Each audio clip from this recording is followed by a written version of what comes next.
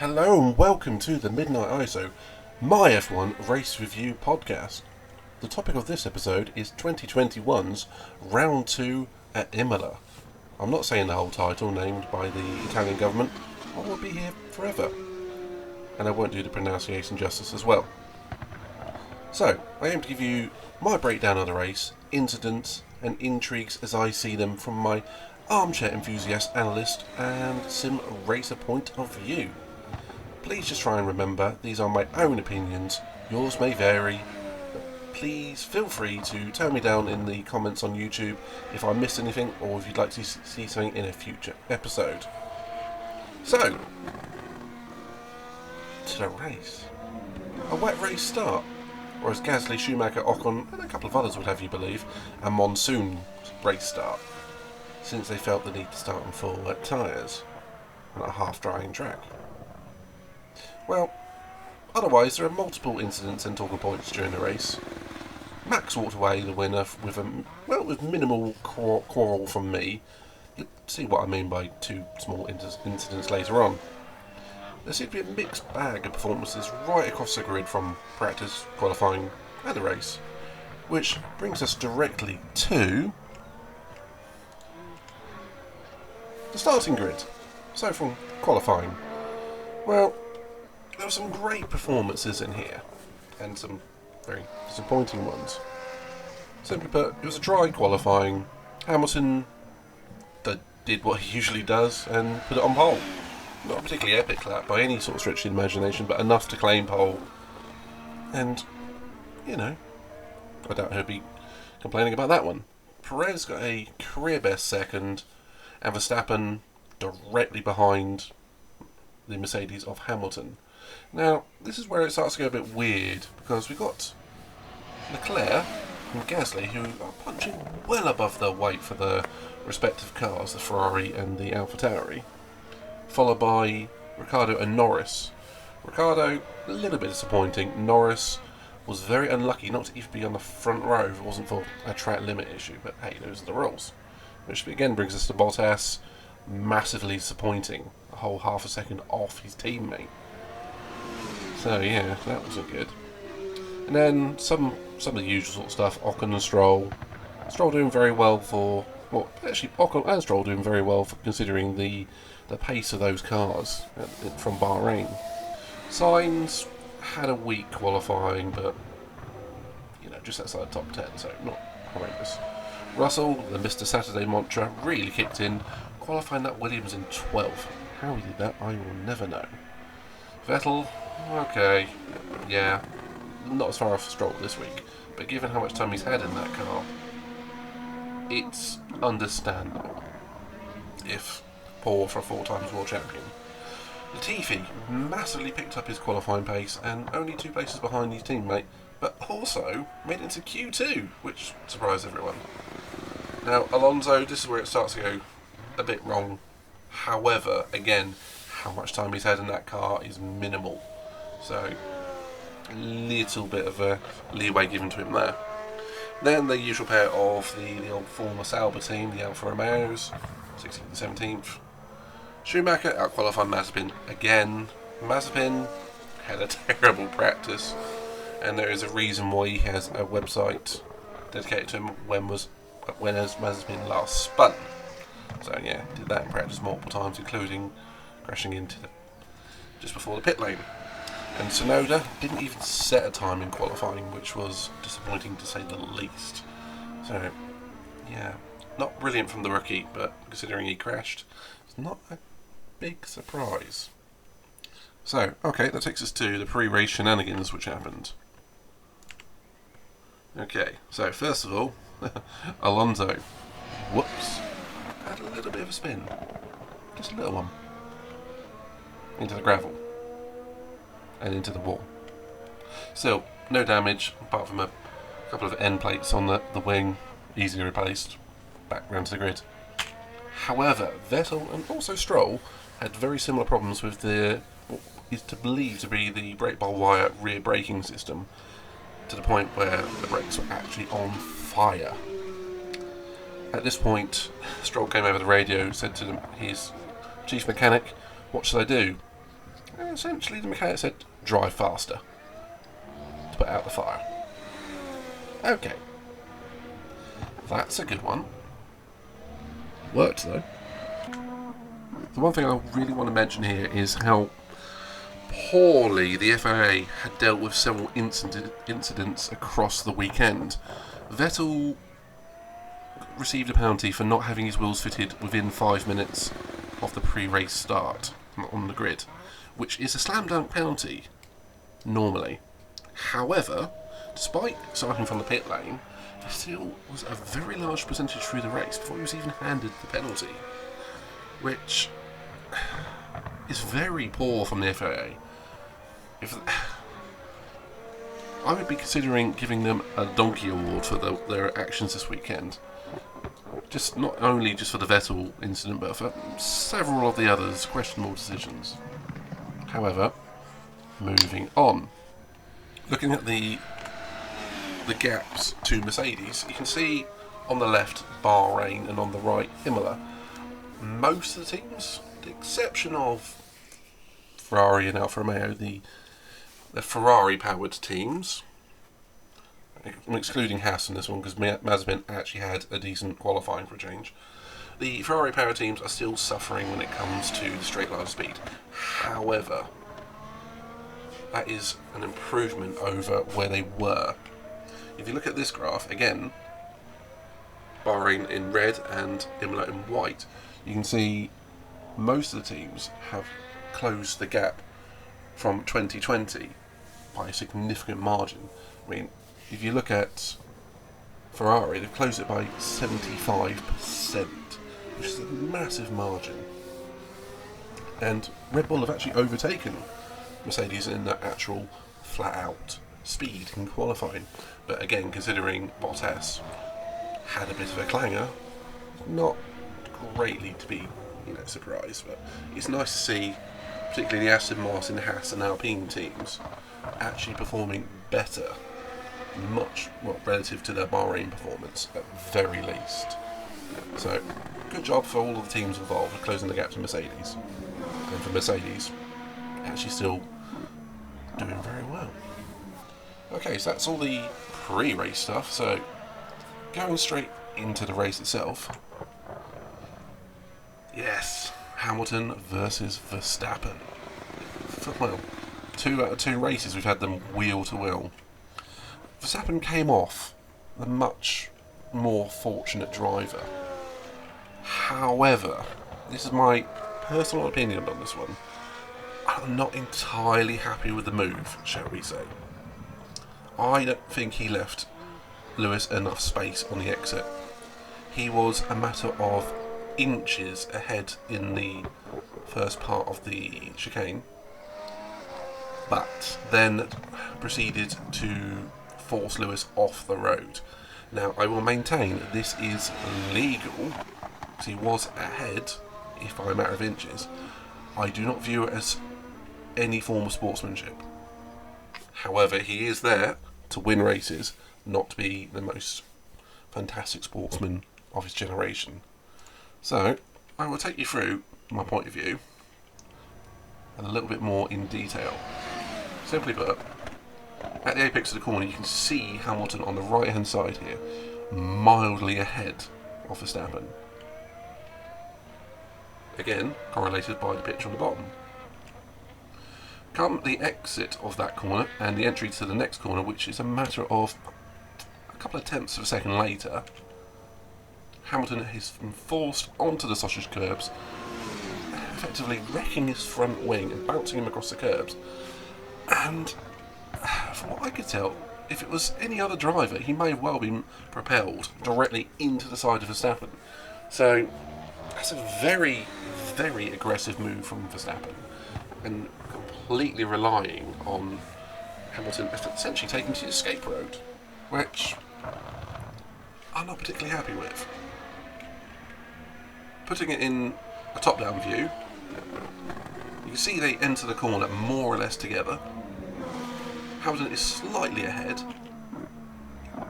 by the apex of the first button corner, and then Verstappen proceeds to chop across the front forcing Lewis onto the curb. And as you can see, the angles were... Well, Hamilton was pointed towards Verstappen at one point, and he did touch wheels. And then, obviously, Verstappen takes a corner and goes ahead. Now, I will maintain this is legal, but I don't like it. For all those that care, I am not a Hamilton fanboy or a Verstappen fanboy. I like good racing. I don't necessarily view this as good racing. However, it was entertaining. So, I'm not going to laugh too much about this or drag it out. It's just something I wish we get a bit of clarity from the FIA on. Oh well, moving on to the next point. Later in the lap, whoops, Latifi had a bit of an accident. Spun off. Given the conditions, it's not that surprising. But he came back on the track moments later, came up exactly beside Mazepin, and then proceeded to essentially not realise he was there. Came across, a bit further.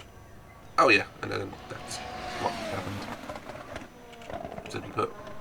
But again, in the top-down view, Mazepin on the left, no, Mazepin on the right, Latifi on the left. Oh dear. And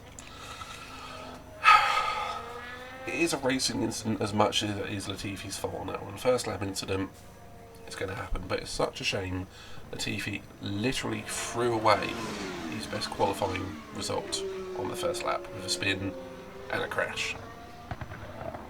Oh dear. So, it takes us to the big talking point of the race, the Bottas.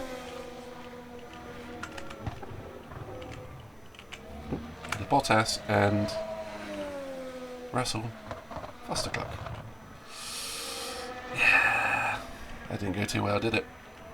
So, as you can see, Russell does have plenty of space on the entry to Tamburello corner. However, the way he got there is very questionable. As you can see from Raikkonen's point of view, Bottas has clearly moved very far over to the right. He has left racing room, but he has forced Russell onto the wet patch. And as far as I can tell, it's caused this accident. I mean, the one thing I have to say in terms of safety, that halo looks like it has possibly saved Bottas from potential injury or even saved his life, and it was barely even mentioned on the broadcast, so I'd just like to make that clear.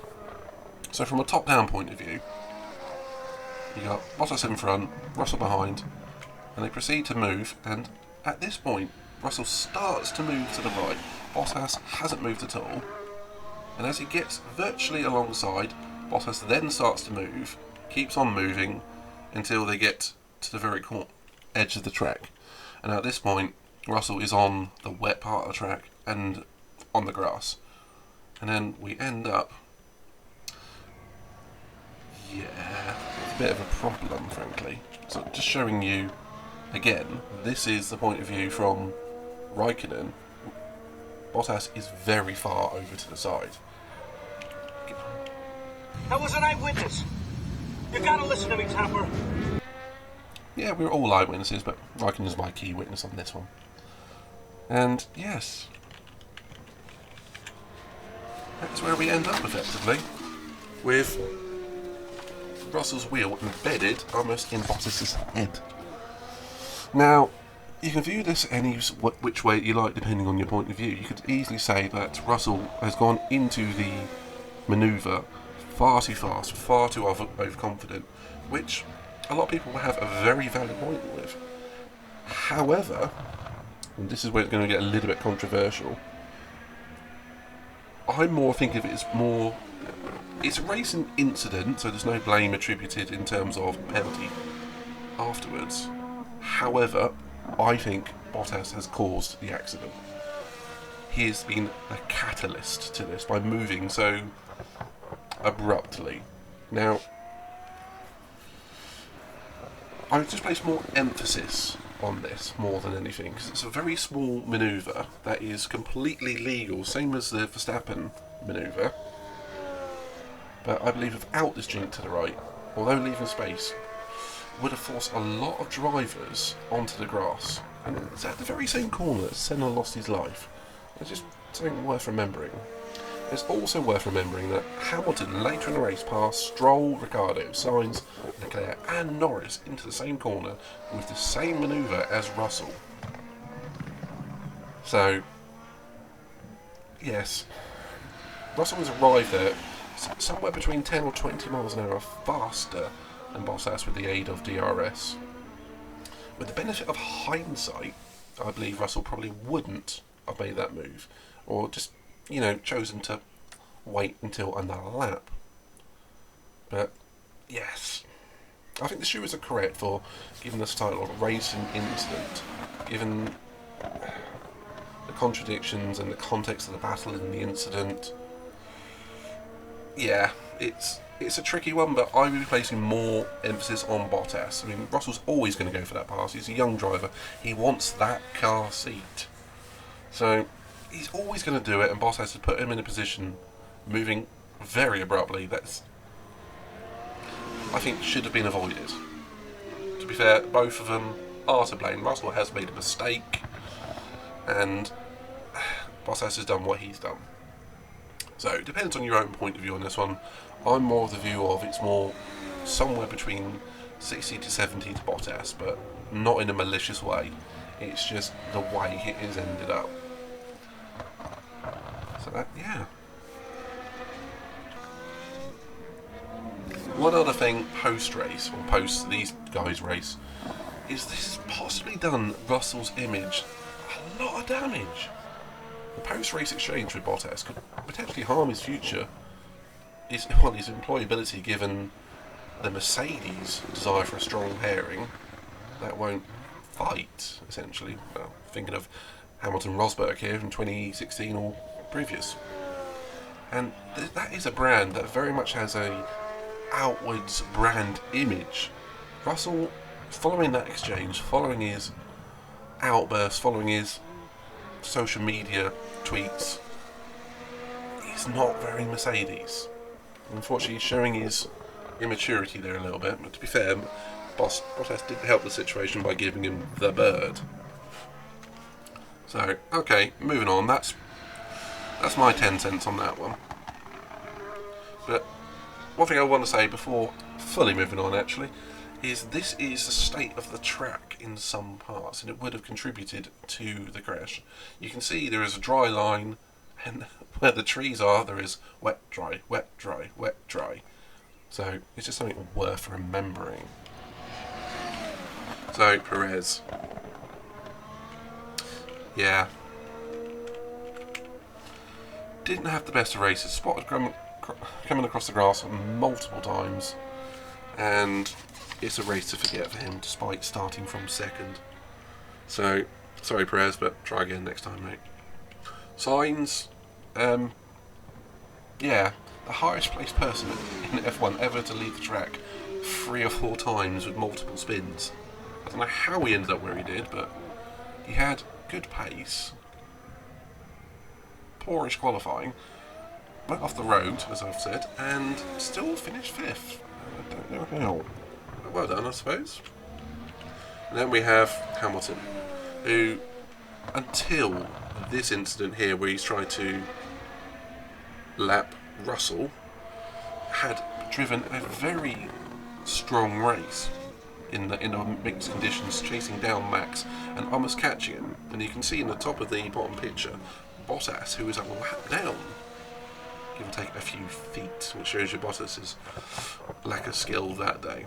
However, in this manoeuvre, Hamilton has hit the wet patch on the left side of Tosa and skidded off the track. Now, he took a long time to get going, then reversed back onto the track. I am not a big fan of this. However, it does show his ingenuity and cunning to get back on the track without beaching the car, a skill that many other drivers do not have. So instead of berating him for it, I think a little bit of applause is due, because otherwise, well, he would have kind of ended up doing this again, which is what his face was at the red flag, which was immediately brought out by the Russell-Bottas crash, which incidentally got him back on the lead lap. So Hamilton has that knack that Schumacher used to have of having tremendously bad luck, which then somehow benefited him. So, despite coming out in ninth, he ended up back on the lead lap and was once again able to chase down, maybe not for victory, but for a podium. So, quite frankly, lucky there. Very lucky. Okay, so that brings us more to the traditional side of my F1. So let's go and have a look. So, these are the stars that are being awarded throughout the race weekend, and with one extra, the Donkey of the Weekend, which is a amazing award for each driver wants to seek out, but only one can win. And admittedly, I wanted to give it to the FIA this week. Never mind. So, okay, looking at Hamilton, pretty damn good qualifying. With the mistake in the race, he doesn't deserve an A as far as I'm concerned. However, he drove a very solid race otherwise. And the weekend, it nearly tipped into an A, but again, I could not give it an A after essentially spending a minute in the gravel trap.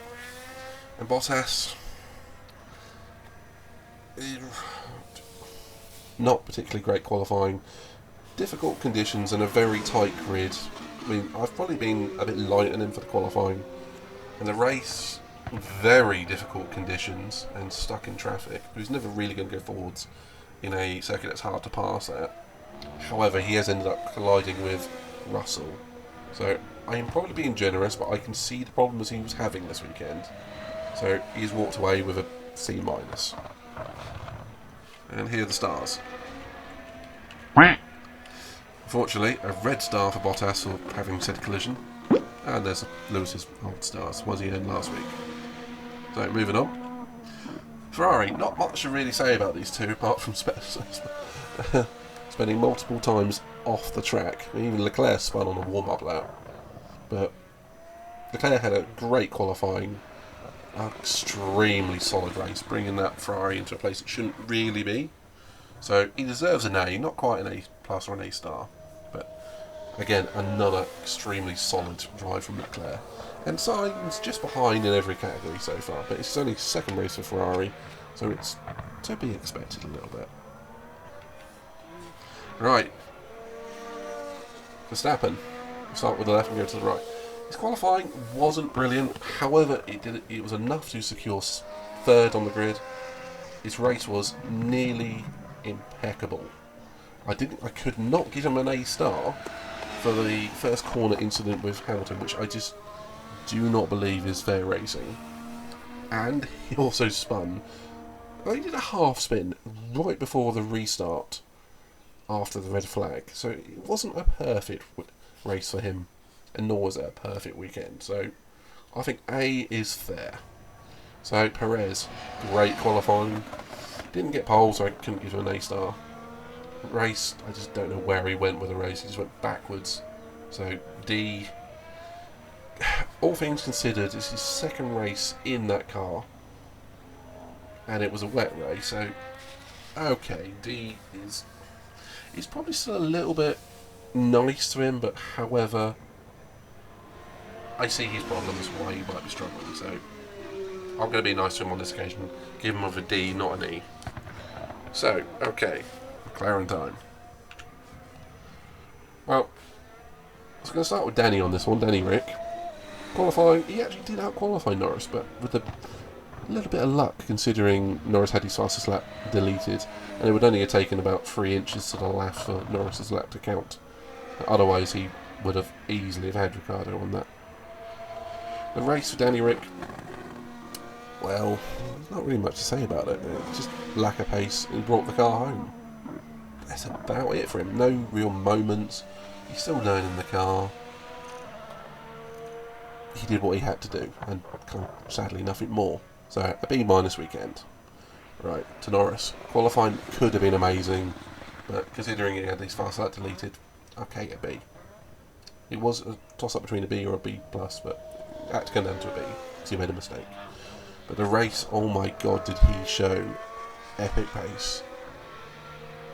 went forwards whenever he could. Faultless battles with Max Leclerc and Lewis, and it wouldn't have been disappointment if he'd have got second.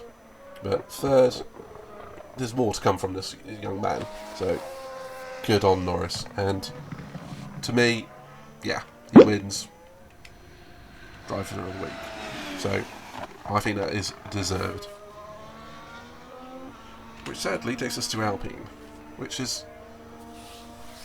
I'm being very lenient with Alonso somewhat here, because it is only his second race back after 2 years off, and it is a wet race in a car that he's still learning. So C+ is across the board, and he took home a point, even if he did spin on the lap to the grid. Ocon, measuring him against Alonso somewhat, being qualifying, he out-qualified Alonso again. And the race started on wet tyres for some unknown reason, but changed strategy very quickly. And then, well, despite 4 retirements, he kind of finished where he started. But, you know, again, he had to fight back from essentially dead last. And he did benefit from Stroll's post-race penalty. But other than that, not really much going on. So there's 1 past star for Alonso, 1 retirement, and that's it for the whole team, which is okay, decent-ish. Right, the Aston Martin brothers. Right, start with Vettel. C's across the board for a C+ in the race, because despite not really having any massively good pace or moments, he was not facing backwards at any point during the race that I saw, and he had stronger pace than what he has done previously, and he's still learning the car. So yeah, okay, C+, but if it doesn't pick up by next race, that will be dropping ever so slightly, for the sheer fact he's a 4-time world champion. He needs to be doing better, or at least equaling Stroll. With that in mind, Stroll received a very, very late penalty for something early in the race, passing, I think it was Gasly, under or over track limits, which the FIA took a long time to deal with. However, had a very good battle with Lewis. He nicked a couple of positions off Bottas and co. He had a decent enough race, so B's and B-. So yeah, okay, he did alright, but again, nothing to scream about. And yeah, Vettel had a last lap gearbox retirement. Shame, really. So, alright, AlphaTauri. So, Tsunoda, we're going to start with him. Terrible qualifying. Simple as that. In the race, started on wets, again went backwards very rapidly. And then as soon as the red flag and safety car restart were lifted, he passed Hamilton and then promptly dropped it into the gravel trap. Very lucky to get going, but showed his rookie side this weekend. So Bahrain was a call to greatness, and this week is a bit of a crash down to reality somewhat. So weekend indeed, but considering he's a rookie, a little bit lenient for him. It's his first wet race. And on to Gasly, an amazing qualifier. How he keeps getting that AlphaTauri so high up, I will never know. But if he keeps doing it, I might have to start dropping the grade, because it might be because the car is a lot better than previous years. However, we will see. In the race, he was very much hamstrung by the weirdest of strategy. Being kept out on wet tyres, which were, to quote Crofty, 8 seconds a lap slower. So, after 3 laps, you might as well have pitted. I don't know if they were waiting for a safety car, hoping for a safety car, or hoping for it to rain, but that was a bizarre strategy. And I didn't see him do all that much during the race. However, the cameras aren't on him very often. So, weekend, considering the qualifying, he's one of the only guys to have a qualifying and drag up his score. So, well done to Pierre there on that one. Okay, and then on to the old Sauber team, the Alfa Romeo team. Not much to say about them, and it didn't really feature all that much. I mean, Raikkonen was our eyewitness directly behind Russell and Bottas. So Raikkonen was having a strong enough race to be right up with Bottas on the fringe of the points, who in fact did finish inside the points, but again for a post-race penalty, which was due to spinning under the safety car and not being able to regain his places in time, thus should have started from the pit lane, but it was too late to do that, which the FIA even stated there was a contradiction within their own rules, but yet still gave him the stop-go penalty, or 30 seconds worth. Yeah. I mean, Raikkonen himself, very little errors apart from the one. Giovinazzi, didn't see much of him, very little errors. Again, brought the car home. I had a weird last 10 laps stop to remove what seemed like either some brake tape or something off the rear right brake duct. Don't really know on that one. But still beaten in qualifying and the race by Raikkonen again. So I can't really rate him higher than Raikkonen. It just keeps happening. And the more it keeps happening, the more I keep thinking Raikkonen can stay on and Giovinazzi can go. So, yeah. On to the Williams pairing. Let's start with Russell. A plus for qualifying. How he keeps dragging that Williams into that position, I will never know. In the race, he was actually having a very strong race up until his crash.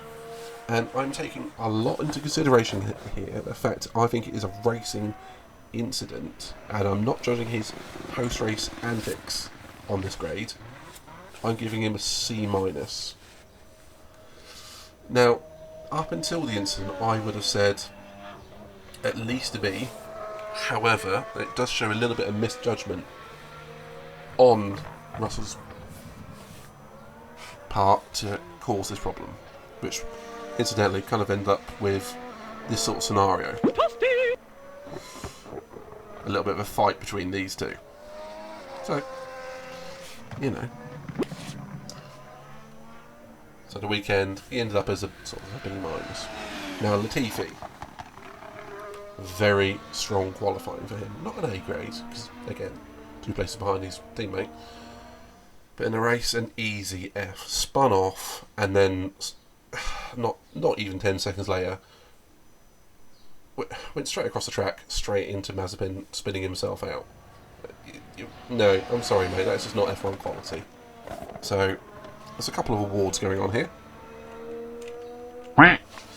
2 red stars for incidents and not finishing, and a previous one for the mechanical failure, and Donkey of the Week for Latifi. It was a toss-up between him, Tsunoda, and Schumacher coming up, which you'll see why. However, Latifi has been in the sport for a couple of years now, well, at least a year. So, yeah, that was a rookie performance, or a driver that shouldn't be of rookie quality. Moving on to the Haas boys. So, we have qualifying. We'll start with that for the pair of them, B and C respectively. Schumacher at qualifying Mazepin. It's probably the worst car on the grid. That'll do. In the race, Schumacher, I kind of feel like I'm being harsh on him here, given his name. However, he did spin all by himself under the safety car, took off his front nose right in front of the pit lane, and had to do 2 or 3 laps around the track while he waited for the pit lane to reopen thanks to the debris he caused. Now, he still finished at the back, but again, it is his rookie year, and there's a lot of pressure on his shoulders given his name, and he did handsomely beat Mazepin in terms of the pace that he had. So I think I'm being a bit harsh, but considering the mistake, I kind of feel I have to be on this one. So it's just not going to be a classic weekend for Schumacher, for young Mick. So a D+, maybe a tad harsh, but at the same respect, maybe a tad lenient. So I don't really know on that one. Mazepin. Well, I don't know where to start with this guy. I mean, start at the beginning. In practice, he was all over the place for spins and sort of mini collisions into gravel traps and walls, which we've come to expect from him in his long 2-race career. And in the race, he was just absolutely nowhere on pace. I don't know if he'd had a spin in the early part of the race. We just, until they were physically, Schumacher was crashing into walls, we didn't see them. But there was one hilarious moment right at the end of the Grand Prix when I was thinking, I haven't seen Mazepin spin, and it cuts to a camera which is hidden, I believe, somewhere inside a curb round the bottom of either the Variante Alta or Aqua Minerale, and you just see him going backwards past the camera. Oh, there it is. And I think it was even Coulthard on the Channel 4 feed to go, oh, there we go. So, yeah, it was expected, a little bit funny. So I couldn't give him any more than D- for that after that. It was a terrible race. It even finished a minute behind Schumacher, and I have no idea how or why. And it was only in the 30 laps after the red flag restart. So, all things considered, he should have been a lap down from his teammate at that pace. So, looking at the teams, mixed bag of results from all of these teams. Williams have walked away with a big repair bill. AlphaTauri, I'm going to hope Tsunoda doesn't do that again. Aston Martin are still building. Red Bull, very happy with at least one of the drivers on each day. Mercedes, having difficulty with 3 of their 2 drivers, and that does make sense because Russell is one of their drivers. Ferrari, how they ended up 4th and 5th after all of their antics on the track, I will never know, but a fantastic result considering their performance from 2020. McLaren are going to be hoping that Ricciardo starts picking up pace a little bit because they have a seriously quick car in the right circumstances. Haas, it's going to be a year to write off for them, without question. Alpine, still building. I hope Alonso can pick up some speed soon. And Alfa Romeo, I just feel are making up numbers at this point.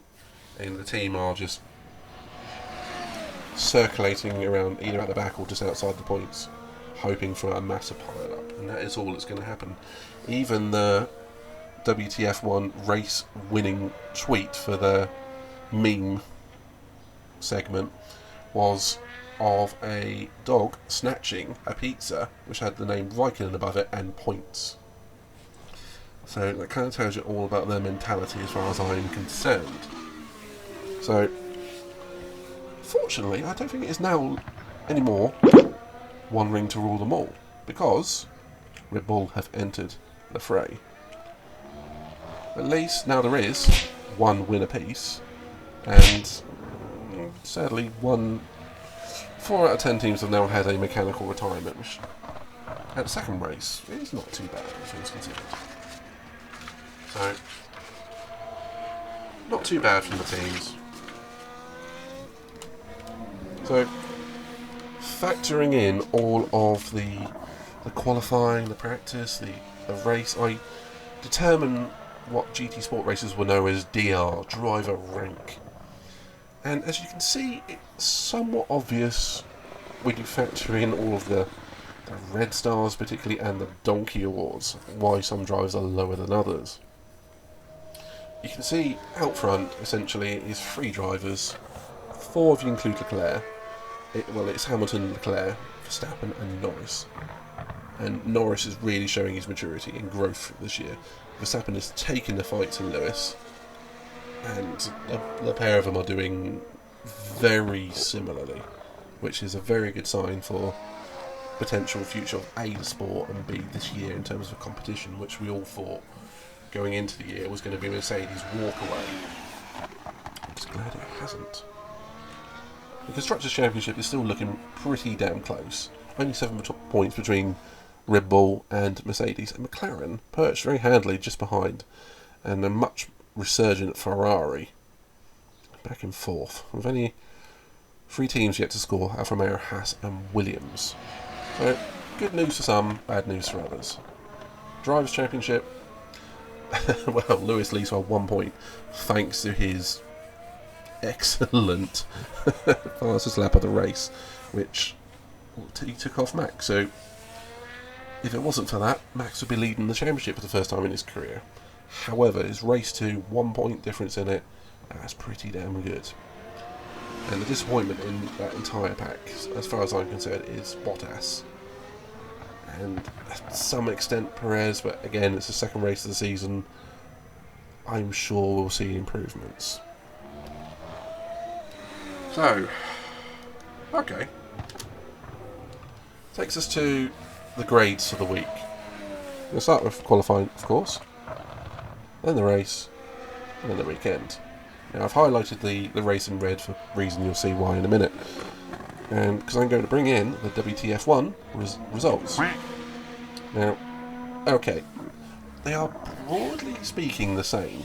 And there is a reason why I put this out after the WTF1 podcast. Is I don't alter them, I do compare. Just for more curiosity's sake. As you can see, there are some discrepancies. But, if you look at the race, they're a lot closer on 2 of the 4. So I think I have been somewhat generous to Russell and somewhat generous to Alonso. However, I have taken more things into consideration, I believe, than Matty, Katie and the founder, Tommy, of WTF1. So, again, this is my personal opinion. Don't hate me for it. But feel free to comment and tell me what you think of I've missing out. So, looking at it, but if you compare, say, the Bottas and Perez scores, they are much closer to the WTF1 gents and lady. So, I personally find it's nice to know that there's a couple of professionals out there that grade very similarly to me, and I've put mine through a mathematical formula to give me that score as well. So, it's nice to know a little bit of maths, a little bit of guesswork pays off in the end. So, well, quite frankly, that's the end of the review. As far as I'm concerned, the one thing I haven't said is it was a very entertaining race. Please have more of those. But I don't want people to be drawn into the fact that it's Imola providing these fantastic races. I don't think it was that at all. I think it was the weather. Imola last year was a dull affair, for the most part. Nothing much went on until there was a red flag or a safety car.